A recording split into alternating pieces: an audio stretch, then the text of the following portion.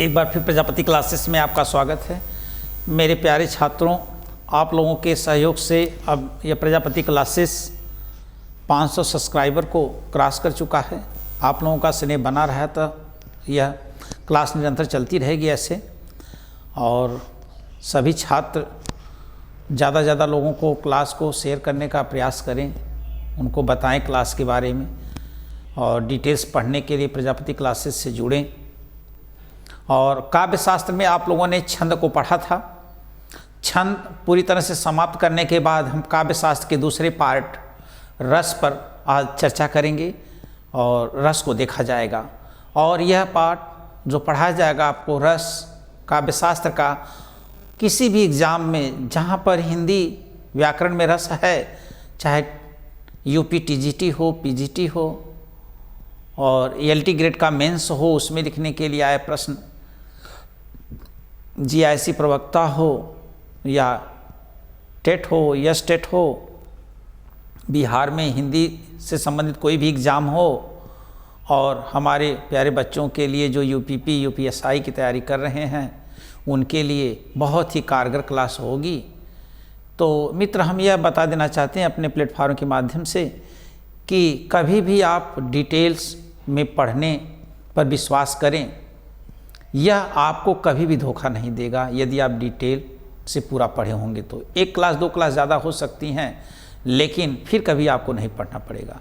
तो बिना देर किए हुए हम लोग चलते हैं आज काव्य शास्त्र के दूसरे भाग की तरफ, जो है रस, और आज पहली क्लास होगी रस से संबंधित। तो चलेंगे मित्र हम लोग।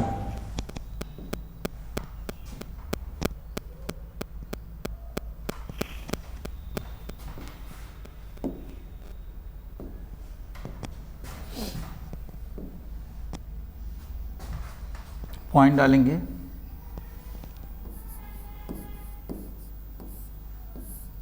रस, पहली पॉइंट होगी व्युत्पत्ति।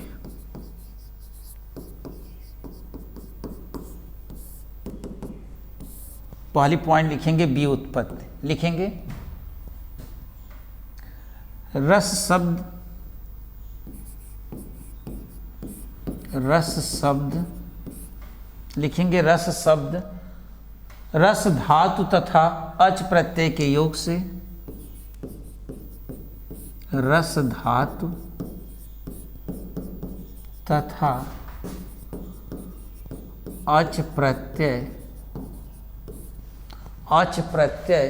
के योग से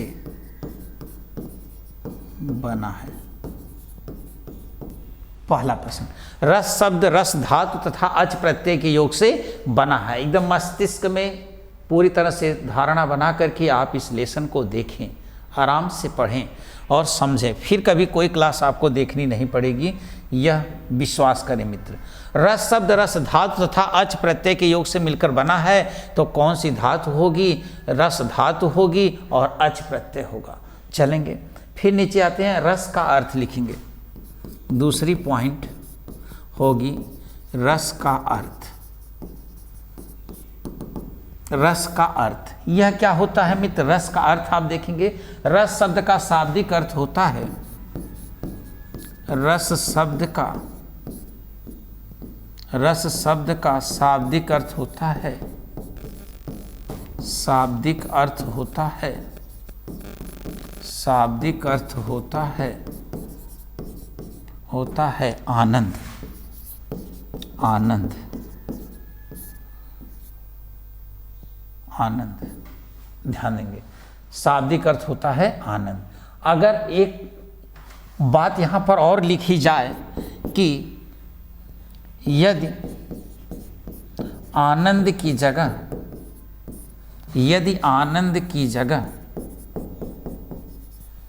सहृदय आनंद, सहृदय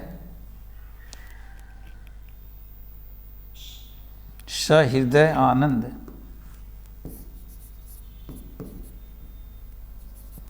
सहृदय आनंद, आनंद लिखा जाए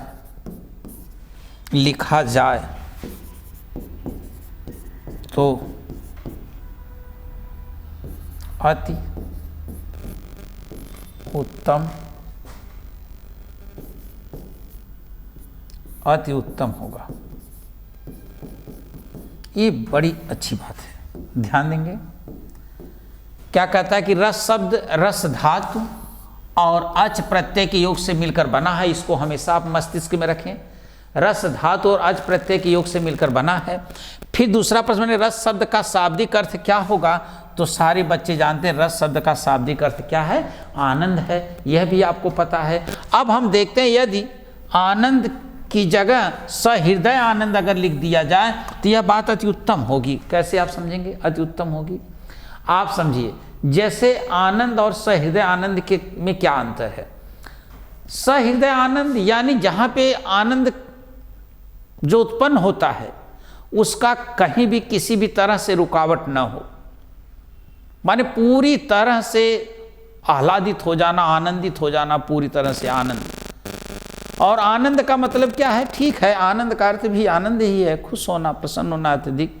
लेकिन सहृदय आनंद उसमें क्या होता है, जैसे कि 10 मित्र हैं, 8-10 मित्र साथ में पढ़ रहे हैं, उसमें 2 का रिजल्ट हुआ और 6 का नहीं हुआ, 8 में 6 का नहीं हुआ, 2 का रिजल्ट हुआ, तो जो जिनका 2 का हुआ तो उनको तो आनंद है।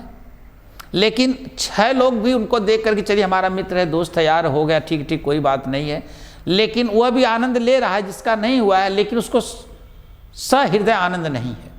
लेकिन जिसका रिजल्ट हुआ है उसको सहृदय आनंद है। जरा आप मित्र समझेंगे, कोई भी गीत, कहानी, अभिनय के माध्यम से मंच पर प्रस्तुत किया जाता है, उसको देखने के बाद सबके हृदय में सहृदय, सबके हृदय में एक समान भाव जब जागता है तो कहा जा सकता है कि सहृदय आनंद।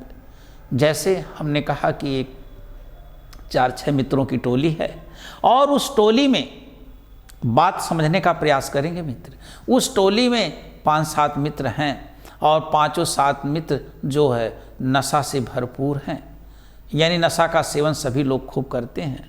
लेकिन उनके पिताजी, हर एक जो बच्चे अलग अलग, उनके पिताजी आपस में यह बात करते हैं, हमारा लड़का ऐसे है, हमारा लड़का ऐसे है, वो कहता है हमारा लड़का ऐसे है, कभी नहीं हमारा लड़का ये करता है, वो करता है। लेकिन उसमें 8 मित्र में से 7 की मित्र तो ओपन हो चुकी थी कि ये बच्चे गंदे हैं, लेकिन एक की ओपन नहीं हो रही थी, जो और एक मित्र था। सारे मित्र ने कहा कि इसके बारे में कोई नहीं बताता, हम ही लोगों को बताते हैं। और इसके पिता भी ऐसे कहते हैं अकड़ करके कि भाई हमारा लड़का कभी कुछ नहीं ऐसा करता है। उसके बाद सारे मित्र ने अपना ब्यौरा जुटा करके कहा कि इसको आज इसके पिता के हाथ ही रंगे हाथ पकड़वाना है। अब उसके बाद क्या करते हैं ये लोग, और योजना बनाते हैं और सिगरेट पीने का जो है एक माहौल बनाते हैं। सारे लोग पीना शुरू करते हैं और उसको तो पकड़वाना था। उसी में से एक मित्र तंज कसता है कि अगर एक बार में 2 सिगरेट जो पी लेगा तो समझो 1 पैकेट उसको सिगरेट फ्री में दे दिया जाएगा। अब उसके बाद तंज कसने पर यह लड़का आ गया जिसके पिताजी कहते थे कि हमारा बच्चा कभी कुछ नहीं करता है, कुछ नहीं खाता है। और जैसे ही डबल सिगरेट ही खींचे शुरू कहीं ना, उसके बाद उसी मित्र में से कोई पहले से उनको कहा हुआ था, उनके पिताजी को उसी के सामने ले करके आ जाता है। और जैसे ही पिताजी को सामने लेकर के आता है और बच्चा जो डबल सिगरेट पी रहा था, उस बच्चा जब देखता है अपने पिताजी को तो तुरंत उस सिगरेट को अपनी जेब में रख लेता है। और जैसे वह जेब में रखता है, जब तक तो सहने लायक है वह खूब सह रहा है। लेकिन अब वो पिताजी पूछ रहे भाई क्यों बुलाया गया, हमें क्या है? और जब तक तो सहने लायक था सहा, उसके बाद जब कपड़े में आग लगी, उसके जेब में, थैले में, चमड़े में, उसको जब पकड़ा चारों तरफ से छपटियाने लगा और वहाँ से जो है धुआं निकलने लगा, वो जल रहा है कपड़ा, सिगरेट भी जल रहा है। और पिताजी पूछते हैं कि बेटा ये क्या? कहें क्या है पिताजी, आपको हम देखते हैं तो हमारा कलेजा जल जाला। और आप सोचो कि इस कहानी को सुनने के बाद आपको ऐसा लगा होगा कि पिताजी जब हम आपको देखते हैं तो हमारा कलेजा जल जाला। तो आप सोचिए, इसे सुन करके इस कहानी को सहृदय आनंद, इसमें किसी भी तरह का वो नहीं है कि जितने ऑडियंस बैठे हुए हैं, जो भी श्रोतागण हैं, वो एक समान रूप से आनंद को अर्जित कर रहे हैं। इसलिए यह कहना उचित होगा कि रस का अर्थ तो आनंद है ही, अगर अति उत्तम माना जाए तो सहृदय आनंद कहा जाए तो और अच्छी बात है। तो समझ पाए, सहृदय आनंद, उसमें किसी तरह की रोक रुकावट नहीं होगी। सहृदय आनंद की उत्पत्ति। अच्छा, चलते हैं, अब देखते हैं हम लोग। तो प्रश्न बनेगा, यदि आनंद की जगह हमें क्या लिख दिया जाए, सहृदय आनंद तो अति उत्तम हो। यह बात अति उत्तम होगी बाबू। और वैसे रस शब्द का अर्थ आनंद होता ही है। रस में कौन सी धातु है बाबू? रस धातु है। और कौन सा प्रत्यय है? अच प्रत्यय, इसके योग से मिलकर के बना है। आगे चलते हैं। उल्लेख, रस शब्द का उल्लेख, पॉइंट डालेंगे। रस शब्द का उल्लेख, रस शब्द का उल्लेख लिखेंगे। रस शब्द का उल्लेख सबसे पहले ऋग्वेद में, रस शब्द का उल्लेख सबसे पहले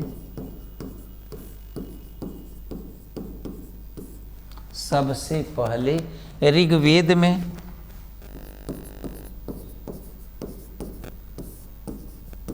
ऋग्वेद में स्वाद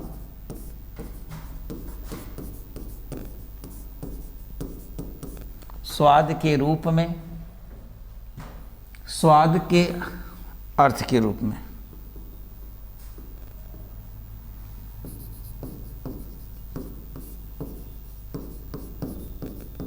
अर्थ के रूप में मिलता है। स्वाद के अर्थ के रूप में मिलता है। सबसे पहले स्वाद के अर्थ के रूप में क्या करता है? मिलता है। फिर चलते हैं, यह प्रश्न एक बनेगा। अच्छा,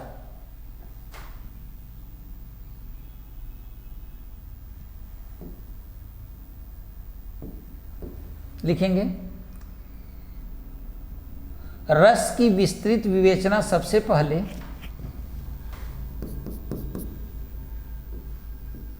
रस की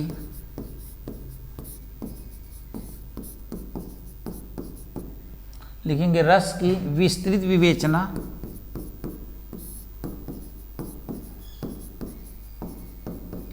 विवेचना सबसे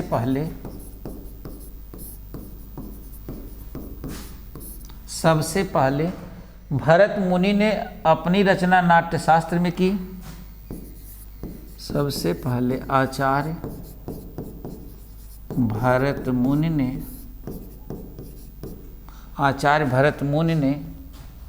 अपनी रचना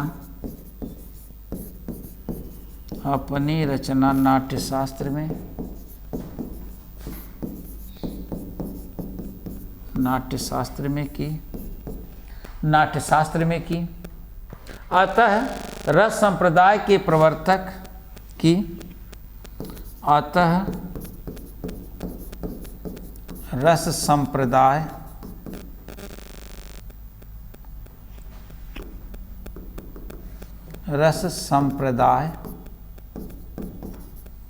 रस संप्रदाय के प्रवर्तक, रस संप्रदाय के प्रवर्तक लिखेंगे, आचार्य भरत मुनि जी हैं। आचार्य भरत मुनि जी हैं। आचार्य भरत मुनि जी हैं। इसलिए रस शब्द के प्रवर्तक कौन हैं? आचार्य भरत मुनि जी हैं। भरत मुनि की रचना नाट्यशास्त्र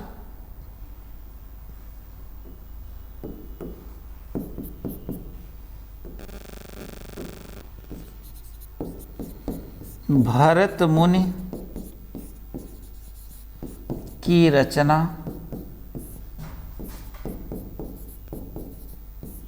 नाट्यशास्त्र, भरत मुनि की रचना नाट्यशास्त्र के छठे एवं सातवें अध्याय में, नाट्यशास्त्र के छठे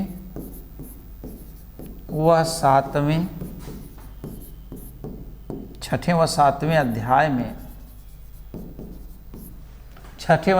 अध्याय में रस की विवेचना की गई। अध्याय में रस की विवेचना की गई है, रस की विवेचना की गई है। देखेंगे, एक बार लिखेंगे इसको।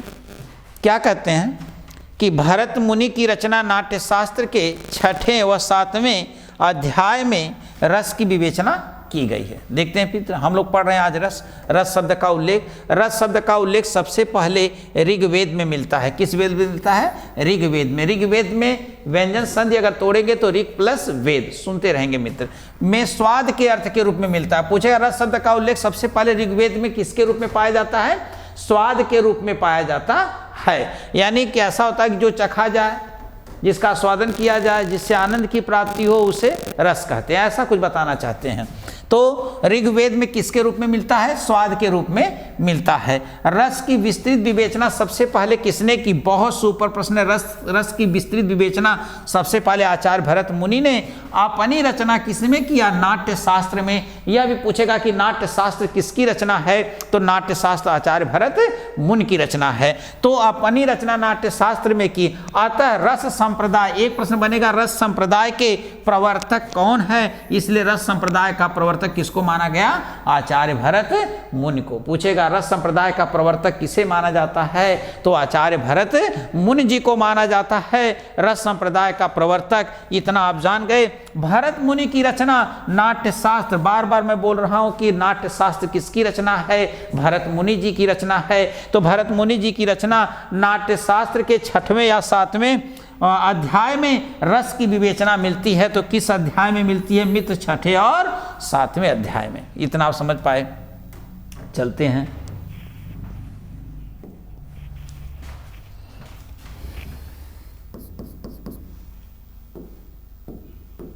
लिखते हैं, रस को काव्य की आत्मा। रस को, बहुत अच्छा प्रश्न, रस को काव्य की आत्मा, काव्य की आत्मा, रस को काव्य की आत्मा लिखेंगे। सबसे पहले आचार्य विश्वनाथ ने, सबसे पहले आचार्य विश्वनाथ ने, सबसे पहले आचार्य विश्वनाथ ने, लिखेंगे बाबू, आचार्य विश्वनाथ ने अपनी रचना साहित्य दर्पण में कहा। रस को काव्य की आत्मा सबसे पहले आचार्य विश्वनाथ ने अपनी रचना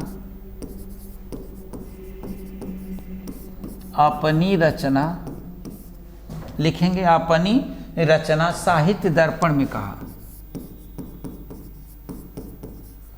साहित्य दर्पण में कहा। कितनी अच्छी बात है। पूछेगा सबसे पहले किसने रस को काव्य की आत्मा कहा है? रस को काव्य की आत्मा सबसे पहले किसने कहा है? तो प्रश्न उत्तर होगा आचार्य विश्वनाथ ने। आचार्य विश्वनाथ ने रस को काव्य की आत्मा अपनी किस रचना में कहा है? तो वह रचना है साहित्य दर्पण। किस रचना में रस को काव्य की आत्मा माना गया है? तो वह रचना है साहित्य दर्पण। साहित्य दर्पण किसकी रचना है? आचार्य विश्वनाथ की। आचार्य विश्वनाथ ने पहले ही अपनी रचना साहित्य दर्पण में रस को कहा है कि रस काव्य की आत्मा है। अगला प्रश्न बनेगा मित्र, सारे प्रश्न को आप माइंड में रखिए। अगला प्रश्न देखेंगे। चलिए, फिर प्रश्न आता है कि रस की परिभाषा।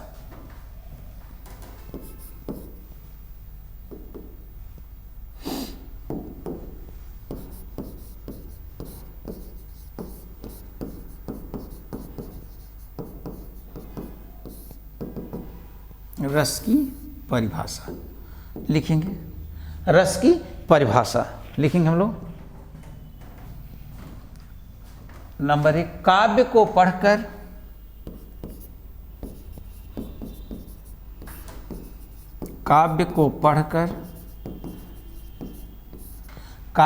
पढ़कर लिखेंगे, सुनकर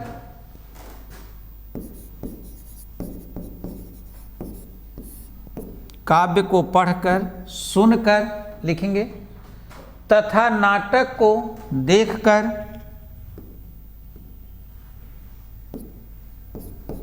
तथा कितनी अच्छी परिभाषा है, तथा समझाते हैं, नाटक को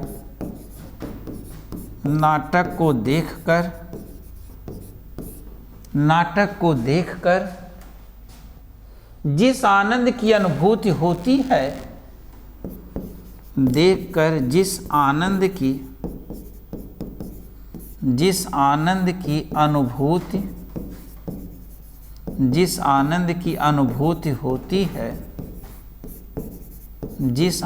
अनुभूति होती है उसे रस कहते हैं।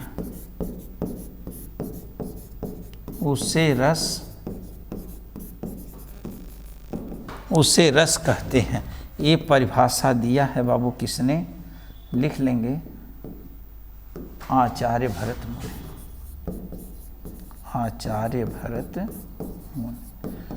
भरत मुनि ने भारत के सभी लोगों का ख्याल किया है। देखो परिभाषा को जरा हम समझाते हैं, कितनी अच्छी परिभाषा है। काव्य को पढ़कर, यानी यहाँ पर किसको बचा लिया भरत मुनि ने, जो पढ़े लिखे हैं, कि पढ़े लिखे जो हैं वह काव्य को पढ़ लें, और पढ़ेंगे तो उनको आनंद आ जाएगा। बात समझने का प्रयास करिए। काव्य को पढ़ करके, यानी भरत मुनि पहले उनको लिया जो पढ़े लिखे हैं, तभी लोग काव्य को पढ़ करके आनंद लेंगे। आज जो अनपढ़ वो क्या करेगा, वो कैसे आनंद लेगा। परिभाषा कितनी ऑथेंटिक होती हैं ये विद्वान, इनके बारे में क्या कहना है। देखिए काव्य को पढ़ करके, अब उन्होंने कहा कि सुन करके, अब जो नहीं पढ़े लिखे हैं तो सुन करके आनंद ले।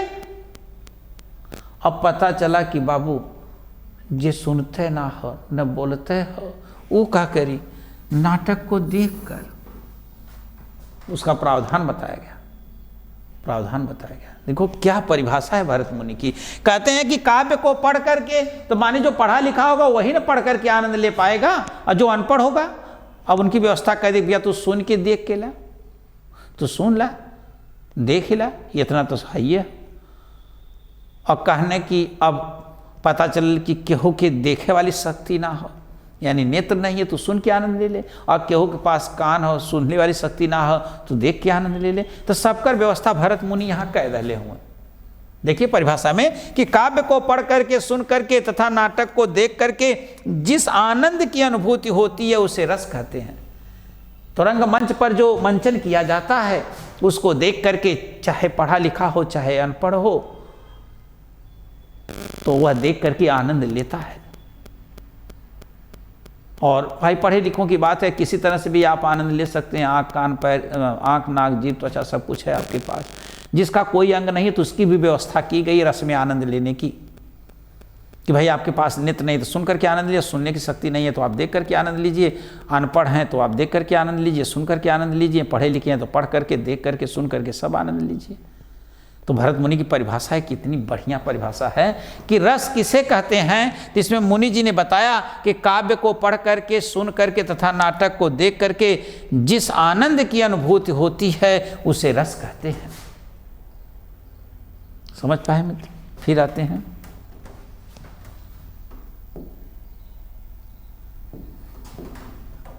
दूसरी परिभाषा।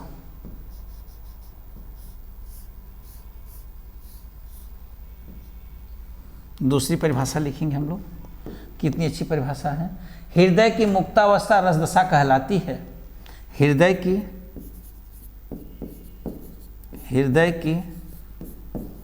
मुक्तावस्था,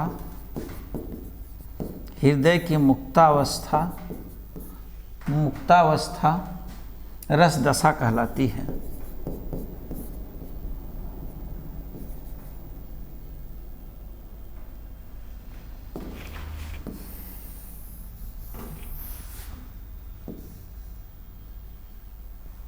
हृदय की मुक्तावस्था रसदशा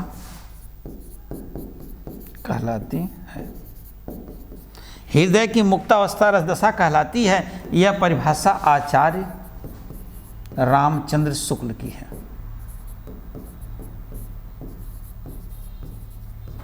यह परिभाषा किसकी है? आचार्य रामचंद्र शुक्ल जी की है। ध्यान देंगे, हृदय की मुक्तावस्था रसदशा कहलाती है। यह परिभाषा किसकी है? आचार्य रामचंद्र शुक्ल की। आप कैसे याद करेंगे? कहना यदि आपको अपनी अवस्था से मुक्ति पाना है, जैसे आप बहुत वृद्ध हो गए, उस अवस्था से आपको मुक्ति पाना है, तो आप रामचंद्र जी को भजिए, आप रामचंद्र जी को भजिए। आचार्य रामचंद्र शुक्ल जैसे एग्जाम में पूछेगा किसने कहा कि हृदय की मुक्तावस्था रस दशा कहलाती है, कहना है कि जब तुम्हार दशा हो गई हो, रस दशा समाप्त हो चुकल हो, रस का दशा जा चुकल हो, रस दशा हो गई हो, तो याद करने के लिए है बाबू, तो तू के याद करा, आचार्य रामचंद्र शुक्ल। और आप देखेंगे काव्य में जितनी रस की दशा पढ़ते हैं आप, रस की दशा जो पढ़ते हैं वह सारे एग्जाम्पल ज़्यादा से ज़्यादा आपके राम और कृष्ण के बताए जाते हैं। ऐसे भी आप पकड़ लेंगे। और परिभाषा क्या कहती है? हृदय की मुक्तावस्था, ध्यान देंगे, यानी कि जब आप कोई नाटक गीत कहानी का पढ़ रहे हैं तो आप पूरी तरह सारी टेंशन वाली चीज़ों को छोड़ करके मुक्त होकर के अपनी उस अवस्था में लीन हो जाते हैं, जानते हैं, आनंद से भाव विभोर हो जाते हैं। तो कितनी अच्छी परिभाषा शुक्ल जी ने दिया है कि हृदय की मुक्तावस्था रसदशा कहलाती है। आचार्य रामचंद्र शुक्ल, परिभाषा किसकी है? रामचंद्र शुक्ल की। तो यानी कि मुक्तावस्था, आपको अपनी अवस्था से मुक्त होना है तो किसके पास, किसको याद करना है? राम राम राम, है ना। चलिए फिर क्या कहते हैं भरत मुनि, काव्य को पढ़कर सुनकर था नाटक को देख करके भरत मुनि ने भारत में सबकी व्यवस्था कर दिया है। ऐसे आप पकड़ लेंगे। फिर उसके बाद देखते हैं हम लोग तीसरी परिभाषा किसने दिया?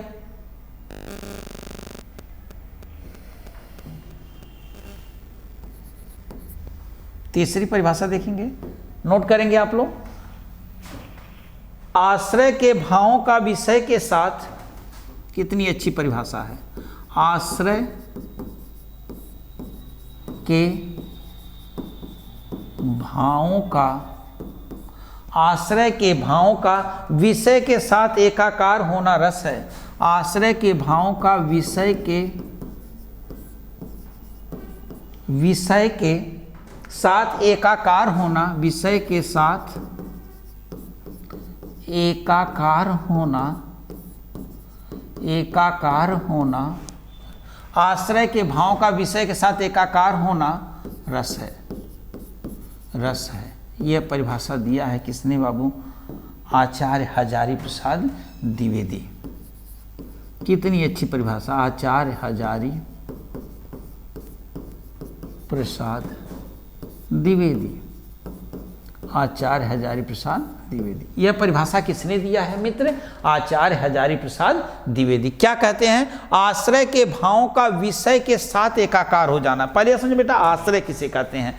आश्रय, जिसके हृदय में भाव जागता है उसे आश्रय, और जिसके कारण भाव जागता है उसे विषय। जिसके कारण भाव जागता है उसे विषय। जैसे आप रास्ते में जा रहे हैं, शेर आपको दिखाई दे दिया तो वह कारण बन गया। जिसके कारण भाव जागा, आपके हृदय में भाव जाग गया डर वाला, तो आप आश्रय हो गए। बस ये जानिए। आश्रय किसे कहते हैं? जिसके हृदय में भाव जागे उसे आश्रय कहते हैं। जिसके कारण जागे उसे क्या कहते हैं? विषय कहते हैं। जिसके कारण जागे। तो मित्र एक एक चीज मैं समझाऊंगा, पहले परिभाषा समझिए। कहते हैं आचार्य हजारी प्रसाद द्विवेदी, इसमें यह बाबू ध्यान देंगे, आश्रय के भावों का विषय के साथ एकाकार होना, यानी आश्रय के भावों का विषय के साथ। हमने क्या कहा? आश्रय किसे कहते हैं? जिसके हृदय में भाव जागता है। विषय किसे कहते हैं? जिसके कारण भाव जागता है। इनका एकाकार हो जाना, यानी इतनी समीपता हो जाना, यानी पूरी तरह से, जैसे कि एकाकार हो जाना, यानी जो कारण बना है और जिसके हृदय में भाव जागा है, ये दोनों एकाकार हो जाए। एकाकार हो माने एक में ही समाहित हो जाए, यानी उसमें ये जरा सा भी शक न रह जाए कि यानी जो रस उत्पन्न होना चाहता है तो उसमें कुछ बचा हुआ है। डर वाला है तो पूरी तरह से स्पष्ट हो जाए, हास्य वाला है पूरी तरह से स्पष्ट हो जाए, सारी चीज़ें पूरी तरह से स्पष्ट हो जाए, उनको एकाकार कहते हैं। और यह बात किसने कहा? आचार्य हजारी प्रसाद द्विवेदी। हजार माने क्या होता है? हजार माने क्या होता है? पहले एक ही हजार होता है। अरे हजार माने क्या होगा? 1000 ना, 1000 रुपये, तो यानी 1000। एकाकार, एकाकार शब्द किसने कहा? एकाकार हजारी प्रसाद द्विवेदी ने कहा। लेकिन मुक्तावस्था किसने कहा? आचार्य रामचंद्र शुक्ल। सबकर व्यवस्था के कैले है भरत मुनि। तो आप लिखना चाहते हैं परिभाषा, लिखिए एलटी के मेंस एग्जाम में बहुत आराम से। आपको कंटेंट याद होना चाहिए। कभी भी किसी भी शिक्षक के द्वारा जो पढ़ाया जाता है वो अपनी उनकी भावात्मक स्थिति है, वो पढ़ करके अपना बता रहे हैं, कभी ऐसा नहीं हो पाएगा। आप पूरे सिलेबस को पढ़ें, उसके बाद जब भी आप परीक्षा देंगे मित्र, आप अपनी भावनाओं के अनुसार लिखेंगे। रटी रटाई हुई चीज़ मेंस में नहीं लिखी जाएगी। तथ्य आपके सही होने चाहिए और स्थिति आपकी होनी चाहिए। ये वास्तविकता है। यदि आप उनके जैसा बनना चाहेंगे, नहीं शिक्षक जो सर बता रहे हैं वही ही लिखेंगे, तो मैटर फंस जाएगा आपका। आप कंटेंट को समझिए। मैंने बता दिया मुक्तावस्था किसने कहा, तो आचार्य रामचंद्र शुक्ल, यह बात आपको याद है, तो वो शब्द बड़े इंपॉर्टेंट, मुक्तावस्था जो दशा कहलाती है। और इसमें क्या, एकाकार हो जाना, जब आश्रय का और विषय का मिलकर के एकाकार हो जाना वही रस है। तो यह बात किसने कहा, एकाकार माने हजार, 1000 रुपये माने 1000 हो गया, 1000 माने 1000 होगा, तो एकाकार होना आचार्य हजारी प्रसाद द्विवेदी। यह बात किसने कहा, हजारी प्रसाद द्विवेदी। बहुत अच्छा। अच्छा, चौथी परिभाषा क्या है, याद करते चलेंगे बाबू। चौथी परिभाषा क्या है जरा हम देखेंगे। चौथी परिभाषा में दी गई है कि वाक्यम रसात्मकम काव्यम। इसके बारे में मैं कितना बताऊं, वाक्यम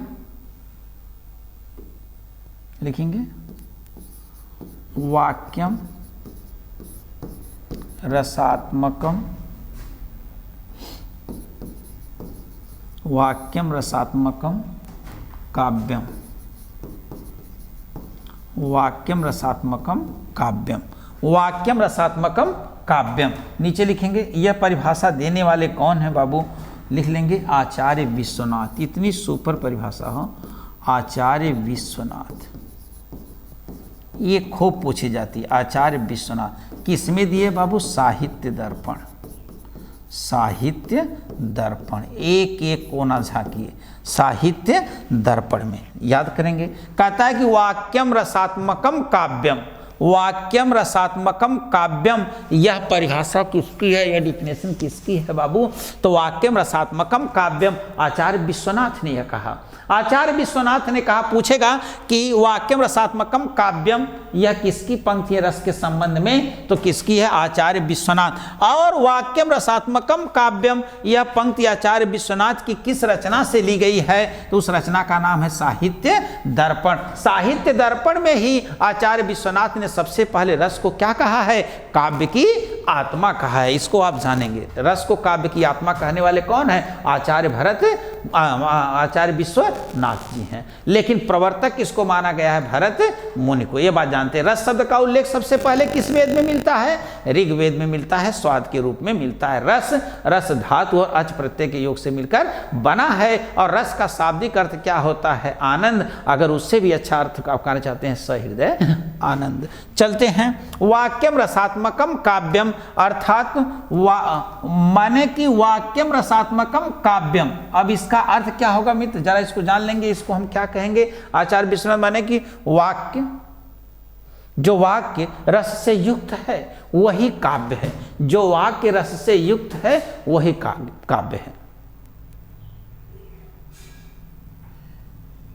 बात समझ पाए। राम के रूप निहारती जानकी, कंगन के नग की परछाई, याते सब छवि भूल गई, कर टेक रहे पलटारती नाई, याही सब छवि भूल गई। यानी इसमें रस है तो सुनने का आनंद ही और होगा। राम के रूप निहारती जानकी, कंगन के नग की परछाई, यात सब छवि भूल गई, कर टेक रही पलटारत नहीं, यात सब छवि भूल गई। तुलसीदास जी ने कितना अच्छा पद लिखा है कि राम के रूप निहारती जानकी, कंगन के नग की परछाई, याते सब छवि भूल गई, कर टेक रही पलटारत नहीं।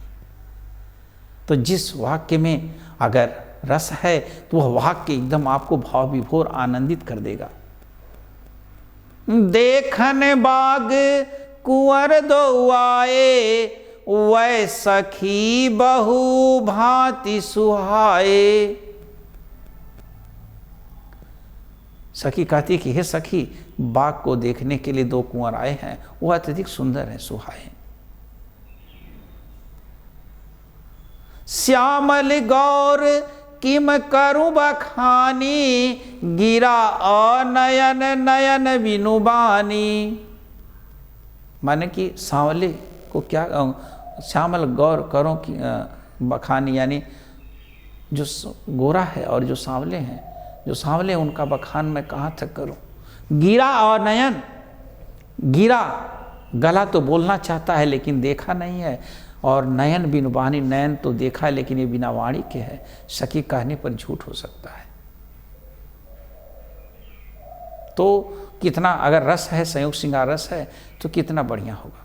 तो ये सारी चीज़ें आपको मित्र जानना है कि रस का अर्थ अगर आनंद है तो है, सभी रसों में आनंद पाया जाता है। कैसे मित्र, ये पढ़ाने के बाद पता चलेगा। बने रहिए आप और क्लास को देखिए। मित्र, इस भ्रम को दूर कर लें, क्या करुण रस में आनंद नहीं है? है। वियोग रस में आनंद नहीं है? है। भयानक रस में आनंद नहीं है? है। अगर रस का अर्थ आनंद है तो कहाँ से उसमें बिना आनंद वाली चीज़ आ जाएगी? अरे चीनी का अर्थ मीठा है तो कि बखीर बना के खा, चाय बना के पिया, मिठाई में डाल के खा, लोढ़ के खा, सूद के खा, दौड़ के खा, वो मीठे लगी।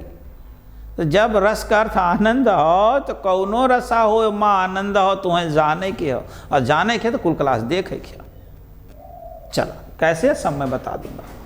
कहता है कि वाक्यम रसात्मकम काव्यम आचार्य विश्वनाथ साहित्य दर्पण। यह किसकी परिभाषा? बहुत सुपर परिभाषा है बाबू। वाक्यम रसात्मकम काव्यम आचार्य विश्वनाथ। ठीक, आगे चलेंगे। सबको पता है, बहुत बार परिभाषा पूछी गई है, इसको तो आप माइंड में ऐसे रख लेते हैं, और जो रखने लायक नहीं था उसको मैं बताते चलता हूँ। चलेंगे। वाक्यम रसात्मकम काव्यम लिख लेंगे।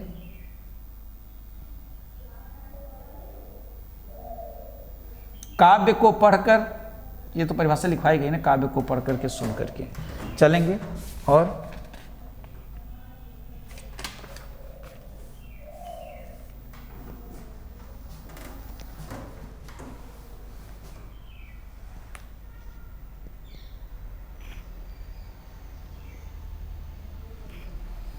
लिखेंगे।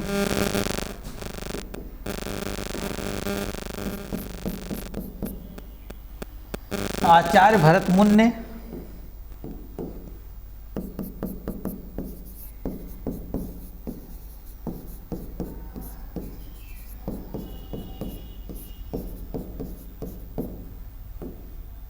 आचार्य भरत मुनि ने लिखेंगे अपने ग्रंथ नाट्य शास्त्र में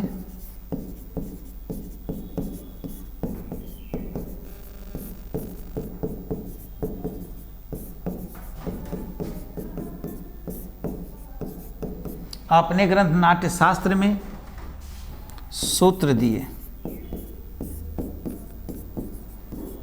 बहुत बहुत ही इंपॉर्टेंट लिखेंगे, सूत्र दिए। इस सूत्र का क्या नाम है? लिखेंगे विभावानुभाव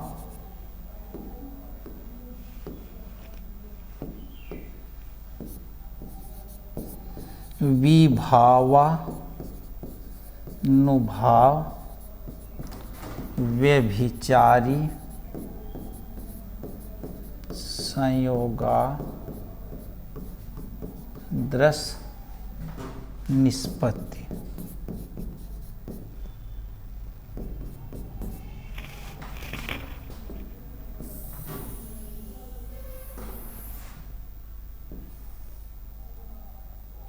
सूत्र दिए क्या? विभावानुभाव व्यभिचारी संयोगाद्रस निष्पत्ति। विभावानुभाव व्यभिचारी संयोगाद्रस निष्पत्ति। ध्यान दें, यह सूत्र किसने दिया? पहला प्रश्न बनेगा विभावानुभाव व्यभिचारी संयोगाद्रस निष्पत्ति, यह सूत्र किसने दिया? तो यह सूत्र आचार्य भरत मुनि ने दिया। यह सूत्र आचार्य भरत मुनि ने अपनी किस रचना में दिया? तो उस रचना का नाम है नाट्य शास्त्र। नाट्य शास्त्र, वो रचना कौन सी है? नाट्य शास्त्र। दोनों प्रश्न याद रखेंगे। इस सूत्र का संबंध काव्य शास्त्र के किस अंग से है? रस छंद अलंकार। तो किससे है? रस से है। और यह माता राजभान सलगा का संबंध किससे है? छंद से है। लेकिन विभावानुभाव व्यभिचारी संयोगाद्रस निष्पत्ति, इसका संबंध किससे है? तो इसका संबंध रस से है। मित्र इतना समझ पाए? विभावानुभाव, ध्यान देंगे, यहां पर तोड़ेंगे विभाव,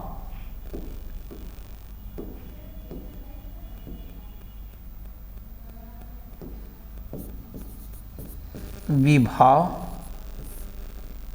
प्लस अनुभाव प्लस व्यभिचारी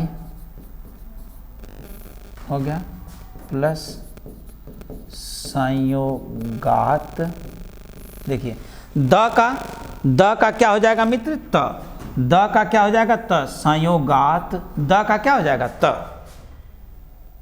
अरे व्यंजन संध्या के अनुसार त थ द तीसरा है तो तीसरे का पहले जाएगा संयोगात। यहाँ क्या बचा? रस। संयोगात फिर क्या बचा?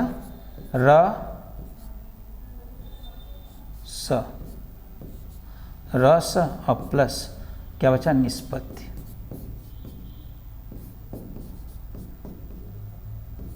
निष्पत्ति ये देखिए संयोगात समझेंगे। संयोगा और द का क्या हो जाएगा? त और यहाँ र बच गया रस। तो यह सूत्र किसने दिया? विभावान भाव व्यभिचारी संयोगादस निष्पत्ति। यह सूत्र किसने दिया? आचार्य भरत मुनि ने। यह सूत्र आचार्य भरत मुनि ने अपनी किस रचना में दिया? बताएंगे बाबू, अपनी किस रचना में दिया? तो अपनी रचना नाट्य शास्त्र में यह दिया है। अच्छा, संचारी भाव को किसने व्यभिचारी भाव कहा है? यह प्रश्न पूछा गया। संचारी भाव को व्यभिचारी भाव कहने वाले, संचारी भाव को व्यभिचारी भाव कहने वाले कौन? आचार्य भरत मुनि ने। यही से कट मार करके प्रश्न पूछा था कि संचारी भाव को किसने व्यभिचारी भाव किया। तो इस सूत्रों में दिया है बाबू ने। तो इसको तोड़ेंगे आप क्या होगा? विभाव अनुभाव व्यभिचारी संयोगात रस निष्पत्ति।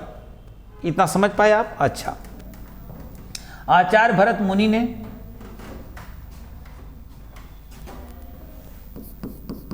लिखेंगे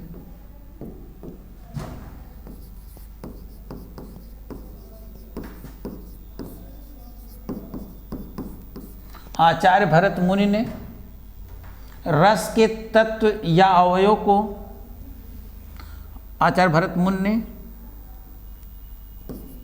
रस के तत्व या अवयव या रसांग की संख्या कितनी मानी है? संख्या 3 मानी है। संख्या कितनी मानी है? 3 मानी है। कौन कौन? विभाव, अनुभाव, फिर उसके बाद व्यभिचारी भाव। व्यभिचारी भाव ये आचार्य भरत मुनि के अनुसार रसांग कितने हैं? रस के तत्व कितने हैं? रस के अवयव कितने हैं? तो कितने माने जाएंगे? 3। इनके अनुसार 3 माने जाएंगे। फिर हम देखते हैं भरत मुनि ने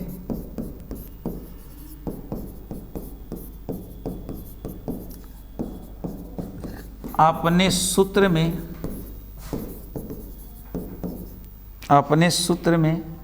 अस्थाई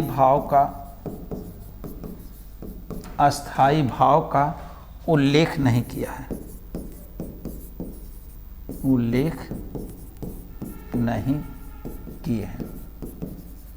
आचार्य भरत मुनि ने अपने रस सूत्र में किसका उल्लेख नहीं किए हैं बाबू? अस्थाई भाव का उल्लेख नहीं किया, क्योंकि इनके अनुसार रस के जो अंग हैं, तत्व हैं, अवयव हैं, वो कितने माने गए हैं? वह केवल 3 ही माने गए हैं। अस्थाई भाव का उल्लेख इन्होंने नहीं किया है। अच्छा,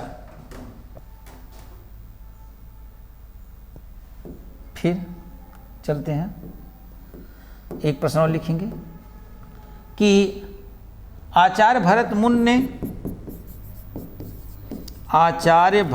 मुनि ने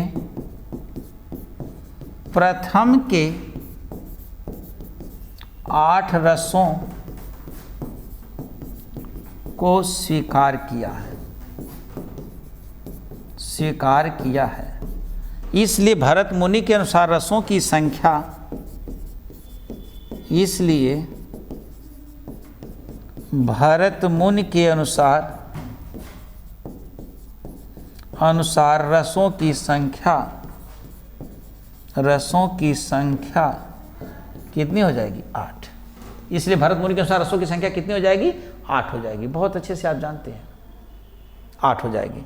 लिख लेंगे, मम्मट ने और पंडित जगन्नाथ तथा विश्वनाथ ने रसों की संख्या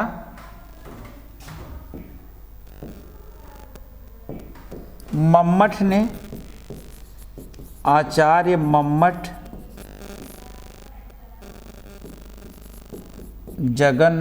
आचार्य मम्मट और पंडित जगन्नाथ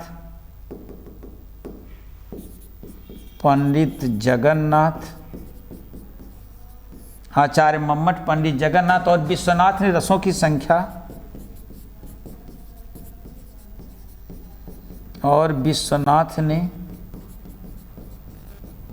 रसों की संख्या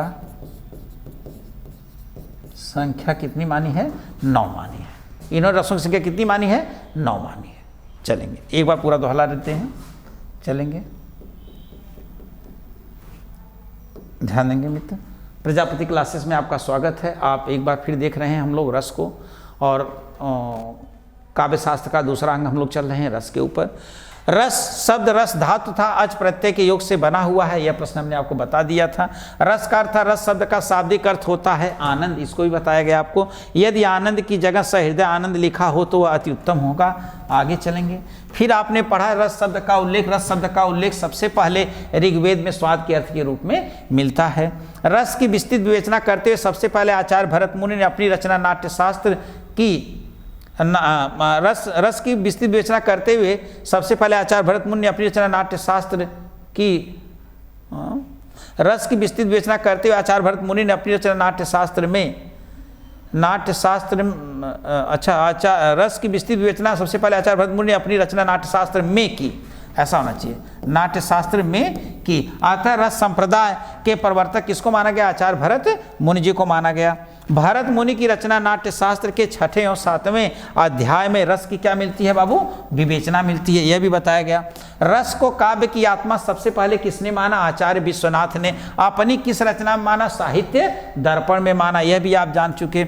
रस की परिभाषा काव्य को पढ़कर, सुनकर तथा नाटक को देखकर जिस आनंद की अनुभूति होती है उसे रस कहते हैं। तो सबकी व्यवस्था इसमें की गई भारत में। भरत मुनि ने कहा हृदय की मुक्तावस्था रस दशा कहलाती है।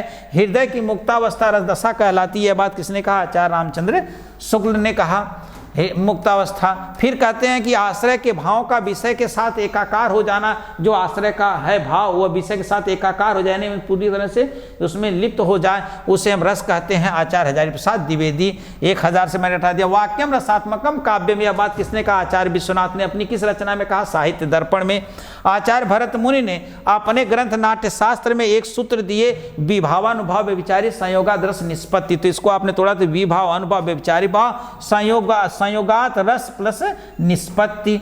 फिर क्या कहता है कि आचार्य भरत मुनि रस के तत्व या अवयव या रसांग की संख्या कितनी मानी है? 3। कौन कौन? विभाव अनुभाव व्यभिचारी भाव। इन्होंने किसको स्थान नहीं दिया? तो अपने सूत्र में अस्थाई भाव को स्थान नहीं दिया। फिर क्या कहता है कि आचार्य भरत मुनि प्रथम के 8 रसों को ही स्वीकार किए हैं, इसलिए भरत मुनि के अनुसार रसों की संख्या कितनी मानी जाएगी बाबू? 8 मानी जाएगी। फिर आचार्य मम्मट, पंडित जगन्नाथ तथा विश्वनाथ ने रसों की संख्या कितनी मानी है? 9 मानी है। तो मित्र अगले क्लास का समय हो चुका है और आज के लिए इतना ही। विश्वास है हमें आप देखे होंगे, आपको अच्छा लगेगा और आप अपने मित्रों को, पढ़ने वाले साथियों को, भाई बहनों को, बड़े छोटे भाई बहनों को एक बार भेजने का कार्य करें, शेयर करें, लाइक करें, सब्सक्राइब करें, ताकि ज़्यादा से ज़्यादा लोगों तक यह क्लास पहुंच सके। आज के लिए इतना ही मित्र, धन्यवाद।